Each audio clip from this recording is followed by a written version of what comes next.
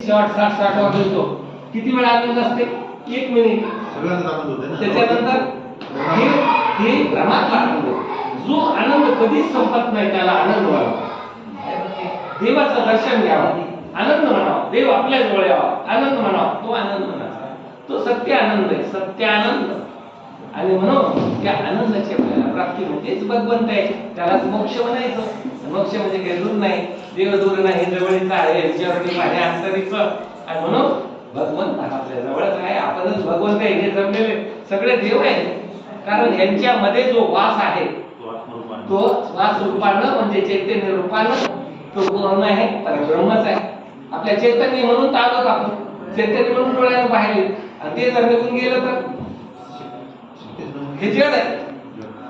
जडात चैतन्य आणि चैतन्य ते चेतन आत्मा आणि आत्मा हे परमात्म्याचा अंश आहे, तदांश आहे. आणि म्हणून त्याचा अंश आपल्यामध्ये आहे, म्हणजे तोच आपल्यामध्ये आहे. आपणच विसरलो. आपण कुठे चाललो म्हटले देवाला. देवाला कशाला जायचे? तूच दिवस आहेस ना. मग तुम्ही देव आहेत, मग कशाला आले देवाला? त्या देवाची आठवण व्हावं. आम्ही जरा या भ्रमात राहतो. संसारिक भ्रम आहे आणि त्या भ्रमामध्ये आम्ही विसरून जातो. आणि भ्रमात विसरून गेल्यावर त्याची आठवण व्हावं म्हणून मंदिर, म्हणून दर्शन, म्हणून चारधाम यात्रा. कशासाठी? आठवण व्हावं. देव तर तुमच्या जवळच आहे, आपल्या जवळच आहे. आपल्या जवळचा देव कळावा म्हणून दर्शनाला. आपल्या जवळचा देव आहे म्हणून दर्शनाला. अहो, काशीच्या यात्रा जाऊन करतात, चारधाम यात्रा करून लोक येतात आणि आलेले लोकांचे लोक कोण घेतात? त्याचं दर्शन. अरे तुम्ही देवाहून आले, मग तुम्हीच देव, मग तुमचंच दर्शन. असं आहे. आणि म्हणून आपल्या मनामध्ये फक्त देवाला आपला भाव पाहिजे. भाव देते देव भावाचा भुकेला सखा भाविकाचा झाला. आणि म्हणून आपल्याला फक्त देवाची भाव उत्पन्न होण्यासाठी एवढी प्रक्रिया करावी. एवढी प्रक्रिया भजन पूजन हे ते कशासाठी? फक्त आपल्या अंतःकरणाला भाव उत्पन्न व्हावा आणि भावातून भगवंत आपल्याला प्राप्त व्हावा. आणि म्हणून त्याची गरज आपल्याला आहे. कारण आपण सर्व त्याचे आहोत. आणि आपल्याला जायचंय कुठं शेवटी? म्हणजे जिथून आलं तिथंच जावं लागतंय का? नाही, मला वाटतं काही कुणीकडे जमत नाही. आता आपण आलो, सगळे फिरून आलो, घरून आलो. आता जायचंय कुठं? घरी. बरं, घरी गेल्यावर समाधान होईल. आणि जर रात्रभर इकडे फिरत बसलं तर समाधान होणार नाही. विश्रांतीची जागा मिळणार नाही. दुःख झाल्याशिवाय राहणार नाही. आपल्याला दुःख होईल आणि घरच्यालाही दुःखच होईल. बरं, आपण घरी गेल्यावर घरच्या आले का दर्शनावर? वा बसा, लगेच जेवण करा. काय काय करायचं ते नाही. पण आपण नाही गेल्या त्याला दुःख, आपल्याला दुःख. म्हणून आपल्याला दुःख होऊ नये म्हणून आपण आलो तिथं चूप आपल्याला व्यवस्थित जाता यावं. आणि म्हणून आपण आपल्या जीवनामध्ये भक्ती करावी. भक्ती विन जिने जळो का जायास व्यर्थ या भूमीस भार व्हावं. जर भक्ती नाही केली, कितीही ऐश्वर्य असेल, कितीही ऐश्वर्य, त्याचा उपयोग आपल्याला होणार नाही. ऐश्वर्य जमवता येते, धन जमवता येते, पण सोबत नेता येत नाही. आणि म्हणून आपल्याला किती ऐश्वर्य मिळालं तर त्याचा उपयोग होणार नाही. फक्त देवाची आठवण व्हावी.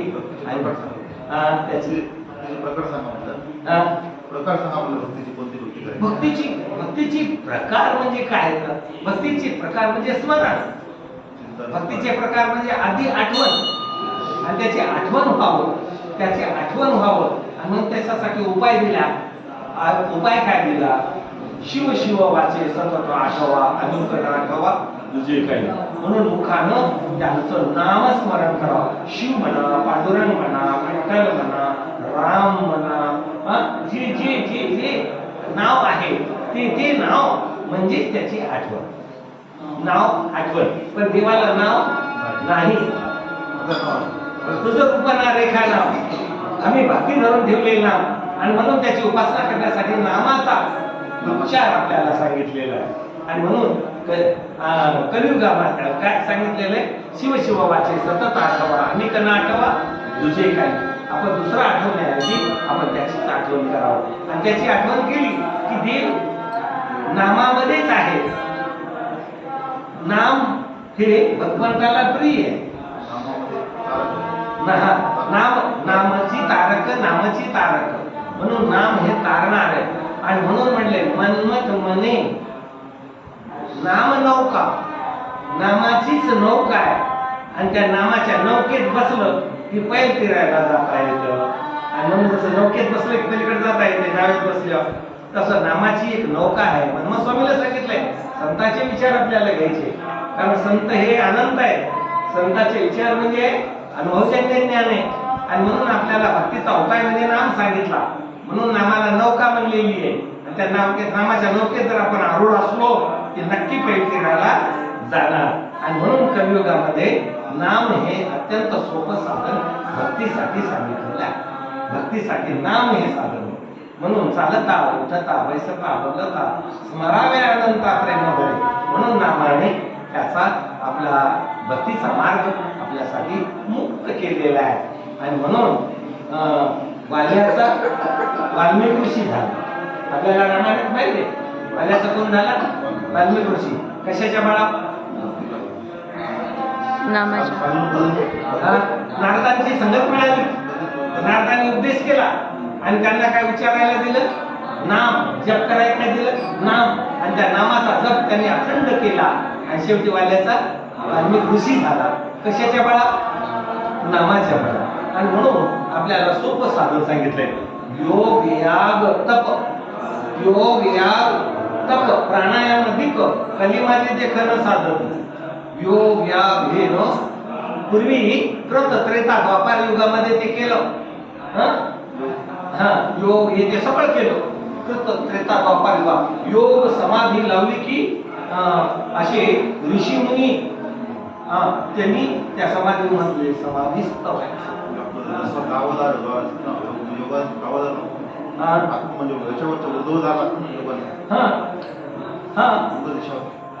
योग आणि त्या योगाच्या बळावर भगवंताला प्राप्त केलं. तपाच्या बळावर केलं. यज्ञ यागादी कर्म पांडवांची काळामध्ये योग यज्ञ केले आणि त्याच्यातून देवाला प्रसन्न होईल. आता आपल्याला काय काही जमणार नाही. आपलं आयुष्य थोडं. कृतयुगामध्ये 1,00,000 वर्ष आयुष्य होतं. किती वर्ष होतं? 1,00,000 वर्ष. त्यावेळेस 60,000 वर्ष तपश्चर्या केली ऋषीमुनी आपल्याला आठवतात. पुराणातून पाहतो आपण. कृत त्रेतायुग आलं. त्रेतायुगात लाखावरला एक शून्य गेला. किती राहिले? 10,000. 10,000च्या वेळेस योग यागादी कर्म त्यांनी करून भगवंताला केलं. पण द्वापार युग लागलं, अजून एक शून्य गेला. किती राहिलं? 1000 आणि 1000 राहिलं. 1000 यज्ञ यागादी कर्म पांडवांच्या काळामध्ये त्यांनी केले. सगळं काही झालं आणि नंतर कलियुग लागलं, अजून एक शून्य गेला. आता किती वर्षे? 100 वर्ष अवघा केली म्हणे महादेव आरली गेली. 100 वर्ष मानलेले पण असलेले किती हे आपल्या रेकॉर्डला आहे. आता जे जुने लोक आहेत नाही जुने नवे नाही, रेकॉर्ड आपले. ज्या दिवशी जन्म आहे त्या दिवशी आपली कोणती एक्सपायरी डेट ठरलेली आहे. एक्सपायरी डेट ठरलेली का आपल्याला फिक्स राहून शकत नाही. मानले आम्ही 100 वर्ष कलियुगात आयुष्य, पण आपल्याला किती मिळाले माहित आहे? माहित नाही. हे असं श्वानाचं त्याचं सगळं 40 वर्ष मानवाचं, 30 वर्ष श्वानाचं, 20 वर्ष असं. गॅरंटीचं की बिगर गॅरंटीचं? बिगर गॅरंटी. नाही, मला वाटलं गॅरंटीचं असलं तर बरं आहे. 20 वर्ष मस्त खेळून खायचं. 40 वर्षापर्यंत लेकरं बाळ, 40 ते 60 पर्यंत जमवा जमी. गॅरंटीच काहीच राहिलं नाही. मला वाटलं गॅरंटीच आहे काही. पाण्यात उभी राहिलं नाही, दुधात पाणी मिसळायला म्हणजे बिगर गॅरंटीच आहे. आपलं जीवन बिगर गॅरंटीच आहे. आणि म्हणून संतांनी त्याची जाणीव करून दिली की नको वेळ मारे उठावे तातडी आली अशी घडी नव्हे पुन्हा. म्हणून वेळ जाऊ द्यायची नाही. आजचा दिवस उद्या येईल का? नाही, आजचा गेला. उद्याचा येणार आहे, पण येणाऱ्या दिवसाची गॅरंटी नाही. आणि म्हणून आपल्याला संतांनी सांगितलं की आपला वेळ वाया घालू नका.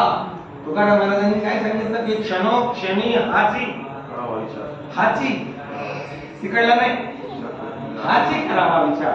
म्हणून या विचाराची आणि म्हणतोय की विचारा विरहित करणे ते फलापाशी मोल कैसे प्राप्त. आपण जर विचार नाही केला तर आपल्याला काय प्राप्ती होईल का? नाही. म्हणतात आज मला विचार करायला वेळ नाही. काय म्हणतो? मला विचार करायला वेळ नाही. वेळ नाही म्हणजे तुझा जीवन व्यर्थ आहे. म्हणून आपल्याला विचार हे महत्वाचा आहे. आणि विचार कोणता करावा? विचार हे सत्याचा विचार करावा. असत्याचा विचार करायची गरज नाही. मला प्लॉट घ्यायचा आहे, मग त्याचं बांधकाम करायचंय, मग त्याचे बांधकाम केलं, मला राहायला जायचंय, मग राहायला गेलं त्याला दुसरा तिसरा मजला करायचा आहे, मग त्याच्यानंतर चौथा पाचवा काढायचा आहे, नंतर दुसरा एक प्लॉट घेतलाय, मग तिथं मग बांधकाम करायचंय. हे विचार नाही, हे विचार नाही. विचार सत्याचा, हे मिथ्य आहे. एका क्षणात तुम्हाला सोडून जायचे. याचा विचार करीत बसता का? आणि याचा विचार का करू नये असं कोणी म्हणेल? काम सांगायचं तुम्ही विचार करू नये, विचार करू. अहो, याचा विचार करायची गरज नाहीये. हे तुम्हाला प्रारब्धाने मिळणार आहे. प्रारब्धात जे आहे तेच मिळणार आहे. जिथं आहे तिथंच मिळणार आहे. आम्ही कुठले कुलकळचे गेलो, आलो कुठं परभणीला, तिथं राहायचं काय आमचं होतं का? नाही. तिथं मिळालं, घर घेतलं, तिथं राहिलो 12 वर्ष. मग आता राहावं ना मस्त तिथं. नाही, तिथून आलो वसमतला, मग वसमतला किरायानं राहिलो. मग काय केलं? प्लॉट घेतला. काय होता आपलं? पण काय हे ह्या घडणाऱ्या गोष्टी आहेत. अन्न आच्छादन सुख दुःखाधिक प्रारब्धेची देख लगेच जीवा, हे प्रारब्धाने मिळणार आहे. आणि म्हणून त्याची टाकून यास, म्हणून याची आशा सोडून द्या. म्हणून त्याची टाकून यास बरा शंकराचं सुखाला की घर सुखासाठी नाही, संसार सुखासाठी नाही, लेकर बाळ सुखासाठी नाही. मग सुखासाठी काय? तर सुखासाठी आहे भगवंत. सुख देईल शंकर, करा पूजन लवकर, म्हणून त्याची भक्ती करा. एवढ्यासाठी हा जन्म आहे. आपल्याला आता जास्त वेळ जमणार नाही, घडीचा काटा पुढे पुढे चाललाय. आणि म्हणून एकच लक्षात राहील की भक्तीशिवाय आपल्याला जीवनाला मुक्ती नाही. आणि जर आज या जन्मात जर आपण भक्ती नाही केली, फक्त कमाई कमाई कमाई कमाई कमाई नाही, हे नाही, हे होणार आहे. पण भक्ती करण्यासाठी हा नर जन्म दिलेला आहे. आणि म्हणून या जन्मामध्ये भक्ती करून मुक्त व्हायचं. मुक्त होणे म्हणजे काय? एकरूप होणे. एकरूप होणे म्हणजे काय? दुधात पाणी मिसळणे नाही, पाण्यात दूध की दुधात पाणी पण मिसळत नाही. तुम्ही दुधात पाणी मिसळा की पाण्यात दूध मिसळा, राजहंसा पुढे ठेवा, तो काय पिऊन घेतो? हा, म्हणजे पाणी शिरलं पण मिसळलं नाही. मिसळलं वाटलं पण खरं नाही, मिसळू शकत. मग मिसळते काय? दुधात दूध मिसळते, दुधात दूध मिसळते की नाही? मिसळते. पाण्यात पाणी, तेलात तेल, पण पाण्यात तेल मिसळत हे पातळ, हे पातळ म्हणजे मिसळत नाही. तसं आपण सुद्धा या संसारामध्ये मिसळू शकत नाही. आपण या संसारातले नाही, आपण शक्तिरूपात आहोत. ती शक्ती सुद्धा परब्रह्माची शक्ती, आपण त्या शक्तीमध्येच मिसळू शकतो. पाण्यात पाणी, दुधात दूध, तेलात तेल, तुपात तूप मिसळत आहे. तसा आपला जीव दिशिवातच मिसळतो. ब्रह्मांडाला पण एक शक्ती म्हटलेलं आहे. पूर्ण ब्रह्मांड म्हणजे आता ही पृथ्वी आकाश वगैरे, ब्रह्मांडाचा नायक तो आहे. अनंत कोटी, एकच ब्रह्मांड नाही, एकच नाही, अनंत कोटी ब्रह्मांड नायक, त्याचा तो मालक शक्ती रूपामध्ये, तो परब्रह्म. आणि तो सर्व आहे. आणि त्याच्यापासून सगळं आहे. उत्पत्ती त्याने करावं, वाढ त्यानेच करावं, आणि लय त्याच्याकडे. म्हणून उत्पत्ती, स्थिती आणि लय म्हणजे संसार. म्हणून खरा नाही, खरा म्हणून धरायचा नाही, आणि खोटा म्हणून टाकून द्यायचा नाही. खरा म्हणून धरायचा नाही, खोटं म्हणून टाकून द्यायचं नाही. फक्त सांभाळायचं. खोटं म्हणून सोडायचं नाही, आणि खरं म्हणून धरायचं नाही. मग काय करायचं? फक्त सांभाळायचं. आईने लेकराला सांभाळायचं, आपण घर सांभाळायचं, शेत सांभाळायचं, आणि जायच्या दिवशी सगळं सोडून जायचं. एवढंच आहे. आणि म्हणून आपण नका गुंतू या व्यवहारी, फारच लो बाजारी, आणि तशीनच येणार आहे, दुःखच होणार आहे. आणि म्हणून ते दुःख आपल्याला टाळण्याकरता आपल्याला हा जन्म दिला. आणि या जन्मामध्ये केवळ भक्तीलाच महत्व आहे. म्हणून वेद शास्त्र पुराणाने काय सांगितलं? वेद शास्त्रे सांगती युक्ती, जीवे करावी शिवभक्ती, तेथे नसे कळी काळाची शक्ती, महिमा अद्भुत भक्तीचा. आणि म्हणून ही भक्ती आपल्याला नामाच्या रूपात योग्य पद्धतीने करता येते. आणि जसं जमत तसं आपण या आणि कोणताही संप्रदाय कोणताही धर्म जरी असला तर शेवटी उपाय कोणता सांगितलेला नामाचाच सांगितलाय. नाम अलग असतील परंतु नामाचं उद्दिष्ट ध्येय मात्र एकच आहे की नाही. रस्ते वसमतला यायला अनेक असतील पण रस्ते मात्र वसमत एकच आहे. आणि तशा प्रकारे एकच एकमेवा अद्वितीय परब्रह्म, दुसरं परब्रह्मच नाही, एकच देव आहे. आणि आपला तो देव करून घ्यावा ते देण्याशिवाय सुख नाही. आणि म्हणून ते सुख आपण त्याच्यातच मिळवायचं आणि ते मिळवावं. आणि ह्या संसारात राहावं लागते. आणि ह्या संसारातल्या भेटीगाठी खऱ्या आहेत का? हो बाई खऱ्या आहेत का? अगोदर खऱ्या होत्या का? नाही. आता खऱ्या वाटायल्यात का? नाही. आता वाटायल्यात. वाटायला पण आता नंतर खऱ्या राहणार नाही. ठाकरेबाई होती का? अगोदर आपल्याला माहित होतं की कोण ठाकरेबाई करतो बुवा, पण आता इथं आली, आपल्या भेटी झाल्या, आता त्यांची संगत मिळाली, पण आता आहे का? नाही. खरं आहे का? हा. आणि म्हणून आपण हे खरं मानून समजायचं नाही, खोटं म्हणून सोडायचं नाही आणि सांभाळल्याशिवाय राहायचं नाही. आणि म्हणून वेदशास्त्रे सांगत युक्ती जीवे करावी शिवभक्ती. आणि म्हणून या भक्तीमध्ये आपण जसं जमल तसं जितका वेळ मिळाला तितका. आणि दुसरी गोष्ट, आणि जे काम आपण करू, जे काम तुम्हाला दिले ते तुम्ही मिळविले की देवाने दिले? आता सरला शिक्षक म्हणून तुम्ही मिळविले की देवाने दिले? देवाने दिले. देवाने दिले. नाही म्हणतो आम्ही अभ्यास केला, मी हे केलं, मार्क मिळवले, मग मी ते परीक्षा दिली, मी पास झालो, मिळविलं नाही. आता तुम्ही परीक्षा दिली, परीक्षा कशाच्या बळावर दिली? बुद्धीच्या बळावर दिली. बुद्धी म्हणून दिली, बरोबर. मग बुद्धी कोणा दिली? देवाने. बुद्धी तुमची की देवाची? तुमची की देवाची? मग काम कोणा दिले? देवाने. हे सगळं नियोजन भगवंताचं आहे. जसं आपण शेतात 10 गडी असले तर आपण नियोजन लावतो, तुम्ही या शेतात जा, तुम्ही त्या शेतात जा, त्याकडे सांगतो तू पाणी दे, तू मोटर लाव, तू उसकात काय म्हणायचं सांगतो, ठीक आहे. असे काम करतो. तसे देवाने आपल्याला कामाला लावून दिले. आपण करत असलेले सगळे काम देवाचे. तुम्हाला देवानच काम लावलं. मिलिटरीमध्ये गेले काही बरोबर नियोजन होतं? अगोदर होतं का? नाही ना. मग कसे गेले तुम्ही? कसे गेले? कोणी पाठवलं? पाठवणारी शक्ती ती अद्भुत आहे, त्याची लीला आहे. तुम्ही गेले, सुखरूप भक्ती केली, देशभक्ती, आणि असं व्यवस्थित आपण आपल्या कामात. तसं हे सगळे काम आपले देवाचे. आपले नाही इदम न मम, इथं माझं काही नाही, परमेश्वराचं. आणि म्हणून आपण हे करावं. अशा प्रकारची सद्बुद्धी फक्त प्राप्ती व्हावी आणि त्या माध्यमातून आपल्या मनाला शांती.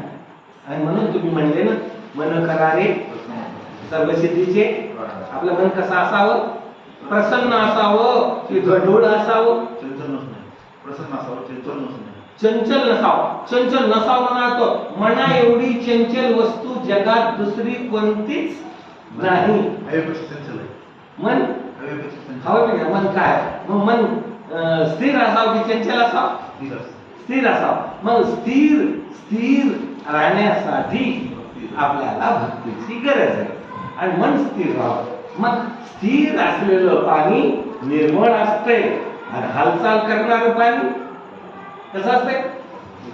गढूळ असते. म्हणून आपल्या विचार